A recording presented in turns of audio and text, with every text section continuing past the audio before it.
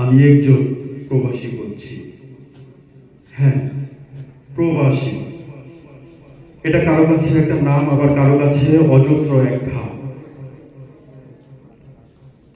কারো কাছে শূন্যতার প্রাচুর্য, আবার কারো কাছে প্রাচুর্যের শূন্যতা। কি ব্যাপারটা একটু জটিল হয়ে যেতে, তাই তো? আচ্ছা, একটু সহজ করেই বলি।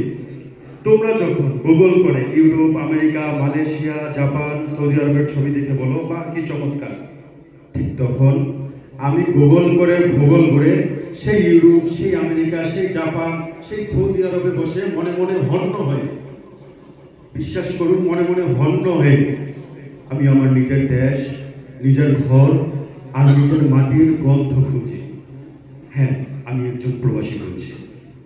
তোমরা যখন পত্রিকা, টেলিভিশন কিংবা বাংলা ব্যাকরণের স্বদেশ প্রেমের নামে যে রচনা অথবা বক্তব্য দাও, তখন আমি আমার ভাবনার পত্রিকায়, স্মৃতির টেলিভিশনে আর কল্পনার খাতায় নিজের দেশ, নিজের শিকড় আর নিজের আঙিনার, নিজের কাছের মানুষগুলোর অদৃশ্য এক ছবি আঁকি।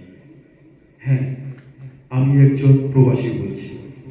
তোমরা যখন ডাইনিং রুমে বসে, তোমরা যখন ডাইনিং রুম থেকে খোকা এখনো খাইতে আসিস না কেন, কতক্ষণ তোকে বলবো খাইতে আসার জন্য, তো এই কথাটা শুনতে থাকো। ঠিক তখন আমার মনটা চিৎকার দিয়ে বলতে ইচ্ছে করে, মা, মাগো, একটা বার তোমার হাতের ভাত খাইতে চাই, একটা বার তোমার হাতের রান্না খেতে চাই। হ্যাঁ, আমি একজন প্রবাসী বলছি।